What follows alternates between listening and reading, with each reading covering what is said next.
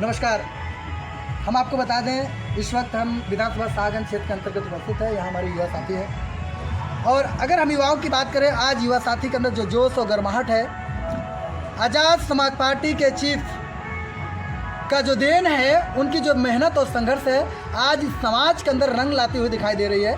आज़ाद समाज पार्टी के जो चीफ युवाओं के अंदर जो जोश भर दिए हैं, वो जोश आज युवाओं में दिख रहा है।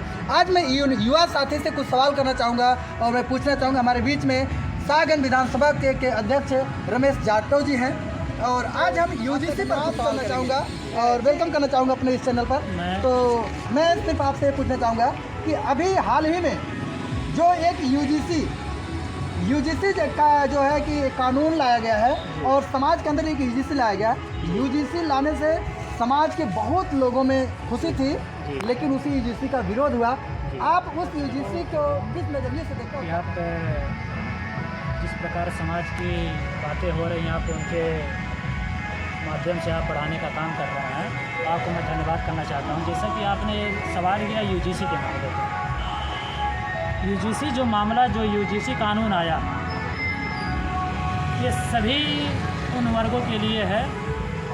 उसमें कुछ मैं पॉइंट भी बताता हूँ। विशेष रूप से एससी, बैकवर्ड, माइनॉरिटी समाज, और इसमें लिंग भेद के आधार पे, जैसे रंग के आधार पे लोग अपमानित ना करें, जातीयता के नाम पे अपमानित ना करें, धर्म के नाम पे उनके साथ प्रताड़ना ना हो, विकलांगता के नाम पे उनको जो प्रताड़ना न झेलना पाए।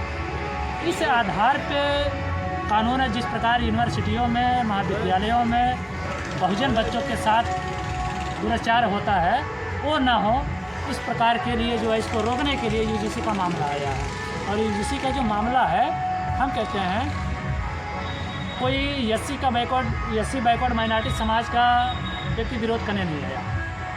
और यूजीसी मामला इसीलिए आया है कि अगर आपके साथ कोई जातीयता के नाम पे, धर्म के नाम पे, विकलांगता के नाम पे, रंग के नाम पे आपको कोई प्रताड़ना करने का काम करता है, आप अपनी शिकायत कर सकते हैं।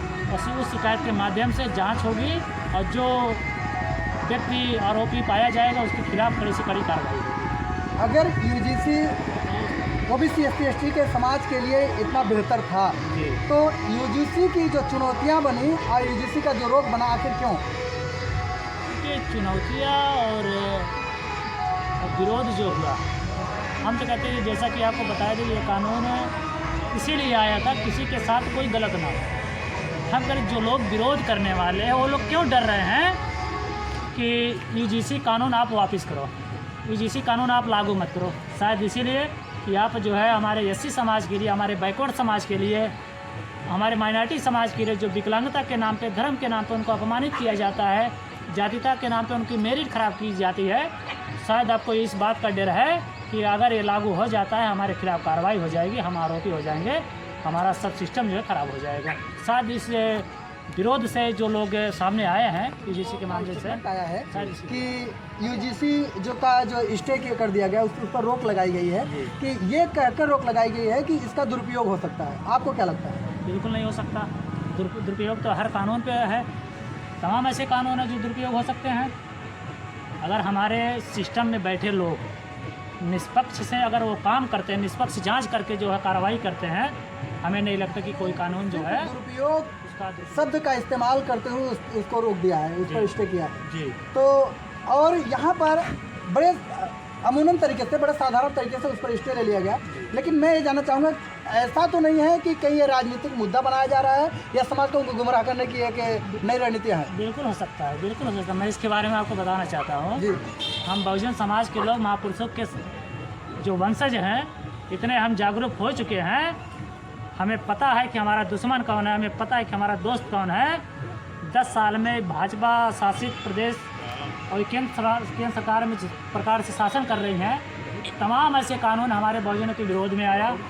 हम लोगों ने कोई विरोध प्रदर्शन नहीं किया मजबूत स्थिति में, लेकिन आज हमारे एक पक्ष में 10 साल में एक कानून मेरे पक्ष में आया है। चंद मुट्ठी भर लोग जो है उसका विरोध करने का काम करते हैं और मामला हाई कोर्ट में सुप्रीम कोर्ट में पहुंचाने का काम करते हैं। जैसा कि जब ये मामला सुप्रीम कोर्ट में गया, जब लोग विरोध कर रहे थे, आदरणीय आज़ाद समाज पार्टी के चीफ भाई चंद्रशेखर आज़ाद जी ने आगरा की पावन धरती पे ये ऐलान करते हैं, अगर ये केंद्र सरकार चंद मुट्ठी भर के लोग की जो विरोध है, इसका विरोध करके अगर ये कानून वापस करती है तो हमारे पूरे बहुजन समाज को लेकर के सड़क पर उतरने का काम करते हैं। और साथ ही साथ भाई चंद्रशेखर आज़ाद जी ने अभी जंतर मंतर में एक यूजीसी के समर्थन में जो है आंदोलन किए। हमारे आज़ाद समाज पार्टी भीम आर्मी की टीम, मध्य प्रदेश की जो टीमें हैं वहाँ पे अपना काम करे, लोग उनके पक्ष में आंदोलन कर रहे हैं, रैली वो कर रहे हैं, ताकत दिखा रहे हैं कि यूजीसी लागू होना चाहिए। इसलिए उनके खिलाफ यूजीसी ना लागू, उनके ऊपर लाठियाँ मारी जा रही है, मुकदमा लगाया जा रहा है, पानी की बौछार किया जा रहा है। ये हमारे एमपी का मामला है। में लड़ाई लड़ रही है और यूजीसी का सपोर्ट कर रही है। लेकिन मैं आपसे पूछना चाहूँगा कि ये बताइए, जब यूजीसी जो लाया गया इस समय, जबकि आज सामने चुनाव है, कहीं ऐसा तो नहीं है यूजीसी को चुनाव का पहल या चुनाव का मुद्दा बनाकर एक समाज को दूसरी दिशा में डाइवर्ट तो नहीं किया जा रहा? बिल्कुल किया जा रहा है, बिल्कुल किया जा रहा है। इसको हम एकदम स्पष्ट रूप से कह सकता हूँ कि बिल्कुल किया जा रहा है।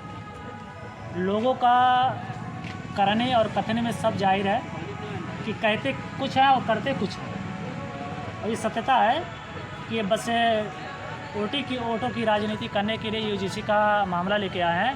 मैं आपको विश्वास दिला देते हैं, बहुजन समाज के लोग, हम भीम आर्मी आज़ाद समाज पार्टी के लोग पूरे डंके की चोट पे हमें कहना चाहता हूँ, जब तक यूजीसी लागू नहीं होता है तब तक हमारी लड़ाई आर पार की चलती रहेगी। तो भीम आर्मी के लोग जो है यूजीसी की लड़ाई के लिए तत्पर तैयार है, मतलब अपनी सफलता हासिल कर लेंगे। बिल्कुल कर लेंगे, लगता है कि सफलता हासिल हो जाएगी। भीम आर्मी संगठन जो है यूजीसी की लड़ाई लड़ रहा है और यूजीसी कानून के सपोर्ट में वो खड़ा है, जबकि यूजीसी का विरोध करने वालों का मुकालबा करने के लिए भीम आर्मी के चीफ और भीम आर्मी संगठन सड़क पर उतरा है और समाज को एक नई दिशा देने के लिए तैयार है। यहाँ युवा लोग हैं। मैं इन युवाओं से यूजीसी के मुख्य उद्देश्य और उसके सोच पर हमने चर्चा किया है और हमारा मकसद ये था कि युवाओं को लेकर युवा की यूजीसी के प्रति सोच क्या है।